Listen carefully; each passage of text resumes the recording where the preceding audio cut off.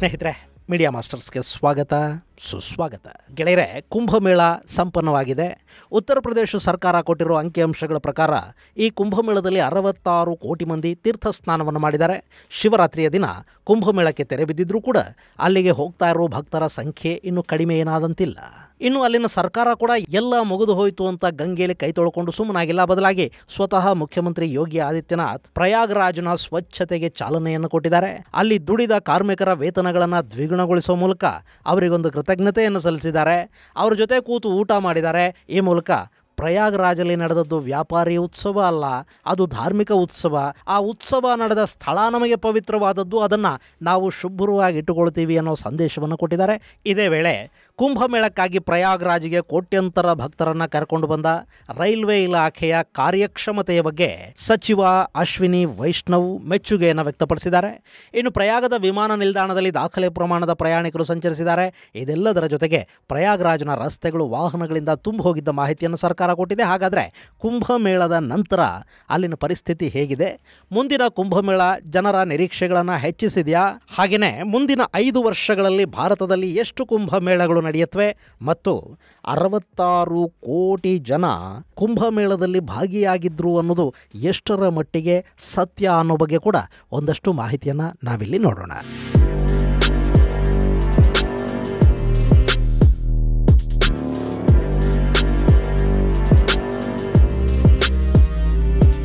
ಗೆಳೆಯರೆ, ಪ್ರಯಾಗ್ರಾಜಲ್ಲಿ ಕುಂಭಮೇಳ ಮುಕ್ತಾಯಗೊಂಡಿದೆ.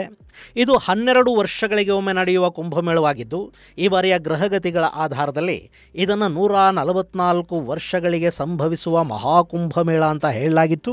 ಇವತ್ತು ಅಂದರೆ ಫೆಬ್ರವರಿ 28ರಂದು ಆಕಾಶದಲ್ಲಿ 7 ಗ್ರಹಗಳು ಒಟ್ಟಿಗೆ ಕಾಣಿಸ್ಕೊಳ್ಳುತ್ತವೆ ಅನ್ನೋ ಮಾಹಿತಿಯನ್ನು ಬಾಹ್ಯಾಕಾಶ ವಿಜ್ಞಾನಿಗಳು ಕೊಡ್ತಾ ಇರೋದು ಕೂಡ ಈ ಬಾರಿಯ ಕುಂಭಮೇಳದ ಮಹತ್ವವನ್ನು ಹೆಚ್ಚು ಮಾಡಿತು. ಕಳೆದ ಜನವರಿಯಿಂದಲೇ ಆಕಾಶದಲ್ಲಿ 7 ಗ್ರಹಗಳ ಚಲನೆ ಹಾಗೂ ಅವುಗಳ ಅಲೈನ್ಮೆಂಟ್ ಶುರುವಾಗಿತ್ತು. ಹೀಗಾಗಿ ಪ್ರಯಾಗದಲ್ಲಿ ನಡೆದ ಮಹಾಕುಂಭಮೇಳ ಜಗದ್ವಿಖ್ಯಾತಿಯನ್ನು ಪಡ್ಕೊಂಡಿದ್ದಷ್ಟೇ ಅಲ್ಲ, 66 ಕೋಟಿ ಮಂದಿ ಪುಣ್ಯ ಸ್ನಾನಕ್ಕೆ ಬರುವ ಹಾಗೆ ಮಾಡಿತು. ಈ ಬಾರಿಯ ಕುಂಭಮೇಳ 4 ವಿಶ್ವ ದಾಖಲೆಗಳನ್ನು ಬರೆದಿದೆ. ಭಾರತದಲ್ಲಿ ಮುಂದಿನ ದಿನಗಳಲ್ಲಿ ಜರುಗುವ ಕುಂಭಮೇಳಗಳ ಬಗ್ಗೆ ಹೆಚ್ಚಿನ ಕುತೂಹಲ ಕೂಡ ಉಂಟಾಗ್ತಾ ಇದೆ. ಈ ಬಾರಿ ಪ್ರಯಾಗದಲ್ಲಿ ನಡೆದದ್ದು ಮಹಾಕುಂಭಮೇಳ ಅನ್ನೋ ಕಾರಣಕ್ಕೆ ಇಷ್ಟೊಂದು ಮಂದಿ ಅಲ್ಲಿಗೆ ಹೋದ್ರಾ, ಅಥವಾ ಸನಾತನ ಧರ್ಮೀಯರಿಗೆ ಕುಂಭಮೇಳದ ಪ್ರಾಶಸ್ತ್ಯ ಗೊತ್ತಾಗಿ ಅವರು ಭಕ್ತಿಯಿಂದ ಅಲ್ಲಿಗೆ ಹೋದ್ರಾ ಅನ್ನೋದು ಮುಂದಿನ ದಿನಗಳಲ್ಲಿ ನಡೆಯುವ ನಾಸಿಕ್, ಉಜ್ಜಯಿನಿ ಕುಂಭಮೇಳಗಳಲ್ಲಿ ಹಾಗೂ ಹರಿದ್ವಾರ ಹಾಗೂ ಪ್ರಯಾಗಗಳಲ್ಲಿ ನಡೆಯಲಿರುವ ಅರ್ಧ ಕುಂಭಗಳಲ್ಲಿ ತಿಳಿಯುತ್ತೆ. ಗೆಳೆಯರೆ, ಮುಂದಿನ 5 ವರ್ಷಗಳಲ್ಲಿ ಭಾರತದಲ್ಲಿ ಒಟ್ಟು 4 ಕುಂಭಮೇಳಗಳು ನಡೆಯುತ್ತವೆ. ಅದರಲ್ಲಿ 2027ರಲ್ಲೇ 2 ಕುಂಭಮೇಳಗಳು ನಡೆಯುತ್ತವೆ. ಅದರಲ್ಲೊಂದು ಹರಿದ್ವಾರದಲ್ಲಿ ಸಂಭವಿಸಲಿರುವ ಅರ್ಧ ಕುಂಭಮೇಳ. ಇನ್ನು ಈ ಹಿಂದೆ 2021ರ ಏಪ್ರಿಲ್ 1ರಿಂದ 30ರವರೆಗೆ ಹರಿದ್ವಾರದಲ್ಲಿ ಕುಂಭಮೇಳ ನಡೆದಿತ್ತು. ಆದರೆ ಆ ಸಂದರ್ಭದಲ್ಲಿ ಚೈನಾ ವೈರಾಣುವಿನ ಸಮಸ್ಯೆ ಇದ್ದ ಕಾರಣದಿಂದ ಅದಕ್ಕೆ ಹೆಚ್ಚಿನ ಮಹತ್ವ ಸಿಗಲಿಲ್ಲ. ಅದಾದ 6 ವರ್ಷಗಳ ನಂತರ ಅರ್ಧ ಕುಂಭಮೇಳ ಹರಿದ್ವಾರದಲ್ಲಿ ನಡೆಯುತ್ತೆ. ಅದು 2027ರ ಏಪ್ರಿಲ್ ಹೊತ್ತಿಗೆ ನಡೆಯಬಹುದು ಅಂತ ಹೇಳ್ತಾ ಇದ್ದಾರೆ. ಈಗಾಗಲೇ ಉತ್ತರಾಖಂಡ್ ಸರ್ಕಾರ ಅರ್ಧ ಕುಂಭಮೇಳಕ್ಕೆ ಸಕಲ ಸಿದ್ಧತೆಗಳನ್ನು ಮಾಡಿಕೊಳ್ಳೋದಕ್ಕೆ ಶುರು ಮಾಡಿದೆ. ಉತ್ತರಾಖಂಡ್ ರಾಜ್ಯದ ಎಲ್ಲ ಇಲಾಖೆಗಳಿಗೂ ಮಾಹಿತಿಯನ್ನು ರವಾನೆ ಮಾಡಿದ್ದಾರೆ. ಅದರಲ್ಲೂ ಕುಂಭಮೇಳದ ಆಯೋಜನೆ, ಟ್ರಾಫಿಕ್ ನಿಯಂತ್ರಣ, ಪಾರ್ಕಿಂಗ್ ವ್ಯವಸ್ಥೆ, ಜನಸಂದಣಿಯನ್ನು ನಿಯಂತ್ರಿಸುವ ಪ್ರಮುಖ ಕೆಲಸಗಳ ಬಗ್ಗೆ ಅಲ್ಲಿನ ಸರ್ಕಾರ ಹಾಗೂ ಪೊಲೀಸ್ ಇಲಾಖೆಗಳು ಹೆಚ್ಚು ತಲೆ ಕೆಡಿಸ್ಕೊಳ್ತಾ ಇವೆ. ಹರಿದ್ವಾರದಲ್ಲಿನ ಕುಂಭಮೇಳ ಗಂಗಾ ನದಿಯ ತಟದಲ್ಲಿ ನಡೆಯುತ್ತೆ. ಸೊ ಮುಂದಿನ 2 ವರ್ಷಗಳಲ್ಲಿ ಭಾರತ ಮತ್ತೊಂದು ಕುಂಭಮೇಳಕ್ಕೆ ಸಾಕ್ಷಿಯಾಗ್ತಾ ಇದೆ. ಇದೇ ವೇಳೆ 2027ರಲ್ಲೇ ನಾಸಿಕ್ಕಲ್ಲಿ ಕೂಡ ಕುಂಭಮೇಳ ಒಂದು ಸಂಭವಿಸುತ್ತೆ. ಇದು 12 ವರ್ಷಗಳಿಗೊಮ್ಮೆ ನಡೆಯುವ ಕುಂಭಮೇಳ ಆಗಿದ್ದು, 2015ರಲ್ಲಿ ನಾಸಿಕ್ಕಲ್ಲಿ ಇಂಥದ್ದೊಂದು ಕುಂಭಮೇಳ ನಡೆದಿತ್ತು. ನಾಸಿಕ್ನಿಂದ 38 ಕಿಲೋಮೀಟರ್ ದೂರದಲ್ಲಿರುವ ತ್ರಯಂಬಕೇಶ್ವರದಲ್ಲಿ ಈ ಮೇಳ ನಡೆಯಲಿದ್ದು, ಅದಕ್ಕಾಗಿ 250 ಹೆಕ್ಟೇರ್ ಪ್ರದೇಶವನ್ನು ಗುರುತಿಸಿದ್ದಾರೆ. ಅಷ್ಟೇ ಅಲ್ಲದೆ ಈ ಬಾರಿ AI ತಂತ್ರಜ್ಞಾನವನ್ನು ಬಳಸಿಕೊಂಡು ಈ ಮೇಳವನ್ನು ಆಯೋಜನೆ ಮಾಡಲಾಗುತ್ತೆ ಅನ್ನೋ ಮಾಹಿತಿಯನ್ನು ಮಹಾರಾಷ್ಟ್ರದ ಮುಖ್ಯಮಂತ್ರಿ ದೇವೇಂದ್ರ ಫಡ್ನವೀಸ್ ತಿಳಿಸಿದ್ದಾರೆ.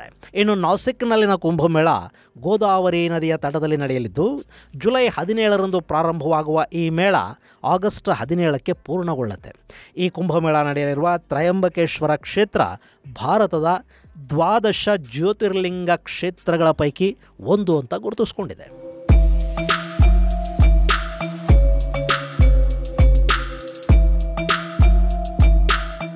ಇನ್ನು 2028ಕ್ಕೆ ಉಜ್ಜಯಿನಿಯ ಶಿಪ್ರಾ ನದಿಯ ದಂಡೆಯಲ್ಲಿ ಮಹಾಕಾಲನ ಸನ್ನಿಧಿಯಲ್ಲಿ ಸಿಂಹಸ್ಥ ಕುಂಭಮೇಳ ನಡೆಯುತ್ತೆ. 2016ರಲ್ಲಿ ಉಜ್ಜಯಿನಿಯಲ್ಲಿ ಕುಂಭಮೇಳ ನಡೆದಿತ್ತು. ಅದಾದ 12 ವರ್ಷಗಳ ನಂತರ ಅಂದರೆ 2028ಕ್ಕೆ ಮುಂದಿನ ಸಿಂಹಸ್ಥ ಕುಂಭಮೇಳ ನಡೀಬೇಕು. ಈ ಸಂದರ್ಭದಲ್ಲಿ ಗುರು ಸಿಂಹರಾಶಿಯಲ್ಲಿರೋದ್ರಿಂದ ಇದನ್ನು ಸಿಂಹಸ್ಥ ಕುಂಭಮೇಳ ಅಂತ ಕರೀತಾರೆ. ಈಗಾಗಲೇ ಮಧ್ಯಪ್ರದೇಶ ಸರ್ಕಾರ ಈ ಕುಂಭಮೇಳದ ತಯಾರಿಯನ್ನು ಆರಂಭ ಮಾಡಿದೆ. 3300 ಹೆಕ್ಟೇರ್ ಪ್ರದೇಶವನ್ನು ಇದಕ್ಕಾಗಿ ಮೀಸಲಿಡಲಾಗಿದೆ ಅನ್ನೋ ಮಾಹಿತಿಯನ್ನು ಮಧ್ಯಪ್ರದೇಶದ ಮುಖ್ಯಮಂತ್ರಿ ಮೋಹನ್ ಯಾದವ್ ತಿಳಿಸ್ತಾ ಇದ್ದಾರೆ. ಇನ್ನು 2030ಕ್ಕೆ ಮತ್ತೆ ಪ್ರಯಾಗದಲ್ಲೇ ಕುಂಭಮೇಳದ ಹುರುಪು ಶುರುವಾಗುತ್ತೆ. ಈ ಬಾರಿ ಅಲ್ಲಿ ಮಹಾಕುಂಭಮೇಳ ನಡೆಸಿರೋ ಕಾರಣದಿಂದ ಮುಂದಿನ 6 ವರ್ಷಗಳ ನಂತರ ಅಂದರೆ 2030ರ ಡಿಸೆಂಬರ್ ಅಥವಾ 31ರ ಜನವರಿಯಲ್ಲಿ ಮತ್ತೆ ಅರ್ಧ ಕುಂಭಮೇಳ ಅಲ್ಲಿ ನಡೆಯುತ್ತೆ. ಗೆಳೆಯರೆ, ಈ ಅರ್ಧ ಕುಂಭಮೇಳಗಳು 6 ವರ್ಷಗಳಿಗೊಮ್ಮೆ ನಡೆಯಲಿದ್ದು ಹರಿದ್ವಾರ ಮತ್ತು ಪ್ರಯಾಗಗಳಲ್ಲಿ ಇವು ನಡೆಯುತ್ತವೆ. ಹೀಗೆ ಮುಂದಿನ 5 ವರ್ಷಗಳಲ್ಲಿ ಭಾರತದಲ್ಲಿ 4 ಮಹಾಮೇಳಗಳು ನಡೆಯಲಿದ್ದು ಈ ಬಾರಿಯ ಕುಂಭಮೇಳಕ್ಕೆ ಹೋಗೋದಕ್ಕೆ ಸಾಧ್ಯ ಆಗದೇ ಇರೋರು ತಮಗೆ ಹತ್ತಿರ ಇರೋ ಪ್ರದೇಶಗಳಿಗೆ ಹೋಗಿ ಬರಬಹುದು. ಇನ್ನು ಪ್ರಯಾಗದ ವಿಷಯಕ್ಕೆ ಬರೋದಾದ್ರೆ, ಈಗಾಗಲೇ ಪ್ರಯಾಗದಲ್ಲಿ ಸ್ವಚ್ಛತಾ ಕಾರ್ಯ ಆರಂಭಗೊಂಡಿದೆ. ಯೋಗಿ ಆದಿತ್ಯನಾಥ್ ಶಿವರಾತ್ರಿಯ ಮಾರನೇ ದಿನವೇ ಪ್ರಯಾಗದ ಕುಂಭಮೇಳದ ಸ್ಥಳದಲ್ಲಿ ಶುಚಿತ್ವದ ಕೆಲಸಕ್ಕೆ ಚಾಲನೆಯನ್ನು ಕೊಟ್ಟಿದ್ದಾರೆ. ಸಹಸ್ರಾರು ಸ್ವಚ್ಛತಾ ಕಾರ್ಮಿಕರು ಆ ಸ್ಥಳವನ್ನು ಕ್ಲೀನ್ ಮಾಡ್ತಾ ಇದ್ದಾರೆ. ಅವರ ವೇತನವನ್ನು ದ್ವಿಗುಣಗೊಳಿಸಿರುವುದಾಗಿ ಯೋಗಿ ತಿಳಿಸಿದ್ದಾರೆ. ಇನ್ನು ಪ್ರಯಾಗದಲ್ಲಿ ಕುಂಭಮೇಳದ ಕಾರಣದಿಂದ ಉಂಟಾಗಿದ್ದ ಸಮಸ್ಯೆಗಳನ್ನು ಕೂಡ ಪರಿಹರಿಸುವ ಭರವಸೆಗಳನ್ನು ಯೋಗಿ ಆದಿತ್ಯನಾಥ್ ಕೊಟ್ಟಿದ್ದಾರೆ. ಮುಂದಿನ ಕೆಲ ದಿನಗಳಲ್ಲಿ ಪ್ರಯಾಗ ಮೊದಲಿನಂತೆ ಆಗತ್ತೆ ಅನ್ನೋ ಮಾತನ್ನ ಅಲ್ಲಿನ ಮುಖ್ಯಮಂತ್ರಿಗಳು ಹೇಳಿದ್ದಾರೆ. ಇನ್ನು ಕುಂಭಮೇಳ ಪೂರ್ಣವಾದ ಬಳಿಕ ಪ್ರಯಾಗದ ರೈಲ್ವೆ ನಿಲ್ದಾಣದಲ್ಲಿ ಮಾತನಾಡಿದ ಕೇಂದ್ರ ಸಚಿವ ಅಶ್ವಿನಿ ವೈಷ್ಣವ್ ಈ ಬಾರಿ ಕುಂಭಮೇಳದಲ್ಲಿ ರೈಲ್ವೆ ಇಲಾಖೆ ಬಹುದೊಡ್ಡ ಪಾತ್ರವನ್ನು ವಹಿಸಿದೆ ಅನ್ನೋ ಮಾಹಿತಿಯನ್ನು ಕೊಟ್ಟರು. ಅಶ್ವಿನಿ ವೈಷ್ಣವ್ ಹೇಳಿರೋ ಹಾಗೆ ಪ್ರಯಾಗಕ್ಕೆ ಒಟ್ಟು 13,000 ರೈಲುಗಳನ್ನು ಏರ್ಪಾಡು ಮಾಡುವ ಪ್ಲಾನ್ ಮೊದಲಿತ್ತಂತೆ. ಆದರೆ ಜನ ಹೆಚ್ಚಾಗಿ ಬರ್ತಾ ಇರೋದನ್ನು ನೋಡಿಕೊಂಡು ರೈಲುಗಳ ಸಂಖ್ಯೆಯನ್ನು 17,000ಕ್ಕೆ ಏರಿಸಲಾಯಿತು. ಅಲ್ಲದೆ ಪ್ರಯಾಗರಾಜ್ನ 8 ರೈಲ್ವೆ ನಿಲ್ದಾಣಗಳು ಒಟ್ಟು 4.5 ಕೋಟಿ ಪ್ರಯಾಣಿಕರಿಗೆ ಸೇವೆಯನ್ನು ಕೊಟ್ಟಿವೆ ಅನ್ನೋ ಮಾತನ್ನು ಕೂಡ ಅಶ್ವಿನಿ ವೈಷ್ಣವ್ ತಿಳಿಸಿದ್ದಾರೆ. ಇದು ಕೇವಲ ಪ್ರಯಾಗರಾಜ್ ನಗರದ ಒಳಗಿನ ರೈಲು ನಿಲ್ದಾಣಗಳ ಲೆಕ್ಕ. ಇನ್ನು ಒಂದು ರೈಲಲ್ಲಿ ಎಷ್ಟು ಜನ ಪ್ರಯಾಣಿಸಿರಬಹುದು? ನಾವಿಲ್ಲಿ ಸಿಂಪಲ್ ಆಗಿ ಒಂದು ಲೆಕ್ಕಾಚಾರವನ್ನು ಹಾಕಿದರೂ ಕೂಡ ಒಂದು ಜನರಲ್ ಕಂಪಾರ್ಟ್ಮೆಂಟಲ್ಲಿ 250ರಿಂದ 300 ಮಂದಿಗೆ ಅವಕಾಶ ಇರುತ್ತೆ. ಇಂಥ 15 ಬೋಗಿಗಳನ್ನು ಒಂದು ರೈಲಲ್ಲಿ ಅಳವಡಿಸಲಾಗಿರುತ್ತೆ ಅಂತ ಇಟ್ಕೊಂಡ್ರೂ ಕೂಡ ಆ ರೈಲಲ್ಲಿ 3ರಿಂದ 4,500 ಮಂದಿ ಪ್ರಯಾಣ ಮಾಡಿರಬಹುದು. ಒಂದು ಟ್ರೈನಲ್ಲಿ 3,000 ಮಂದಿ ಬಂದರು ಅಂತ ಇಟ್ಕೊಂಡ್ರೂ ಕೂಡ 17,000 ರೈಲುಗಳಲ್ಲಿ 5 ಕೋಟಿ ಮಂದಿ ಪ್ರಯಾಣ ಮಾಡೋ ಸಾಧ್ಯತೆ ಇರುತ್ತೆ ಅನ್ನೋ ಲೆಕ್ಕ ನಮಗೆ ಸಿಗುತ್ತೆ.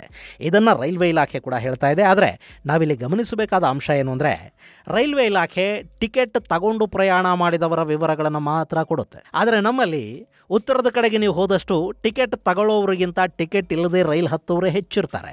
ಇನ್ನು ಈ ಬಾರಿ ಎಲ್ಲ ರೈಲುಗಳು ಓವರ್ ಕ್ರೌಡೆಡ್ ಆಗಿದ್ವು.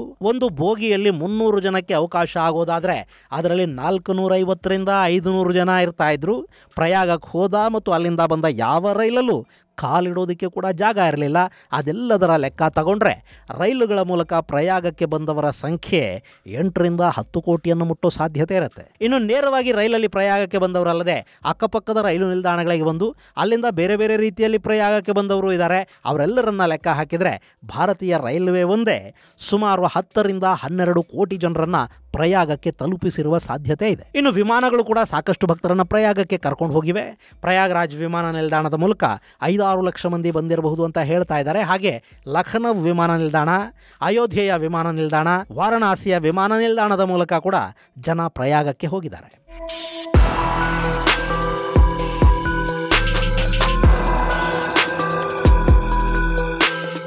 ಗೆಳೆಯರೆ, ಈ ಬಾರಿಯ ಕುಂಭಮೇಳದಲ್ಲಿ 66 ಕೋಟಿ ಮಂದಿ ಪುಣ್ಯ ಸ್ನಾನವನ್ನು ಮಾಡಿದ್ದಾರೆ ಅನ್ನೋ ಅಂಕಿಅಂಶವನ್ನು ಉತ್ತರ ಪ್ರದೇಶದ ಸರ್ಕಾರ ಕೊಟ್ಟಿದೆ. 66 ಕೋಟಿ ಅಂದರೆ ಹೆಚ್ಚು ಕಡಿಮೆ ಭಾರತದ ಒಟ್ಟು ಜನಸಂಖ್ಯೆ ಏನಿದೆ ಅದರಲ್ಲಿ ಅರ್ಧ. ಹೀಗಾಗಿ ಒಂದಷ್ಟು ಜನ ಬುದ್ಧಿವಂತರು, ಮಹಾಜ್ಞಾನಿಗಳು ಇದು ಹೇಗೆ ಸಾಧ್ಯ ಅಂತ ಕೇಳ್ತಾ ಇದ್ದಾರೆ. ಇಡೀ ಜಗತ್ತಲ್ಲಿ 200 ಕೋಟಿ ಮುಸ್ಲಿಮರಿದ್ದಾರೆ, ಆದರೆ ಮೆಕ್ಕಾಗ 60 ಕೋಟಿ ಹೋಗೋದಿಲ್ಲ. ಇನ್ನು ಹಿಂದೂಗಳು ಇಡೀ ಜಗತ್ತಲ್ಲಿ 120 ಕೋಟಿ ಇರಬಹುದು, ಅವರಲ್ಲಿ ಅರ್ಧದಷ್ಟು ಜನ ಕುಂಭಮೇಳಕ್ಕೆ ಬರೋದಕ್ಕಾದರೂ ಸಾಧ್ಯನಾ ಅನ್ನೋದು ಅವರ ಪ್ರಶ್ನೆ. ಪ್ರಶ್ನೆ. ಅವ್ರು ಯಾಕೆ ಹೀಗೆ ಕೇಳ್ತಾ ಇದ್ದಾರೆ ಅನ್ನೋದು ಅರ್ಥವಾಗದ ವಿಷಯ ಏನಲ್ಲ. ಹಿಂದೂಗಳು ಒಂದೇ ಬಾರಿಗೆ ಒಂದೇ ಮೇಳಕ್ಕೆ ಇಷ್ಟೊಂದು ಪ್ರಮಾಣದಲ್ಲಿ ಸೇರಿದರು ಅಂದರೆ ಅದನ್ನು ಜೀರ್ಣ ಮಾಡ್ಕೊಳ್ಳೋದಕ್ಕೆ ಕೂಡ ಸಾಕಷ್ಟು ಜನಕ್ಕೆ ಸಾಧ್ಯ ಆಗೋದಿಲ್ಲ. ನಾನಾ ಹೆಸರುಗಳಲ್ಲಿ, ನಾನಾ ರೀತಿಗಳಲ್ಲಿ, ನಾನಾ ಜಾತಿಗಳನ್ನು, ಮತಗಳನ್ನು, ಪಂಥಗಳನ್ನು ಹುಟ್ಟಿಸಿ ಇರೋ ಎಲ್ಲ ಸಾಧನಗಳನ್ನು ಬಳಸ್ಕೊಂಡು ಸನಾತನವನ್ನು ಒಡಿಬೇಕು ಅನ್ನೋ ಪ್ರಯತ್ನಗಳು ನಡೀತಿರುವಾಗ ಒಂದೇ ಜಾಗಕ್ಕೆ ಬರೀ 1.5 ತಿಂಗಳ ಅವಧಿಯಲ್ಲಿ ಇಷ್ಟೊಂದು ಜನ ಹೋದರು ಅಂದರೆ ಅವ್ರ ಹೊಟ್ಟೆಗೆ ಬೆಂಕಿ ಬೀಳದೇ ಇದ್ದಿತೆ. ಸೊ ಅವರು ಹಾಗೆಲ್ಲ ಮಾತಾಡೋದು ಸಹಜ.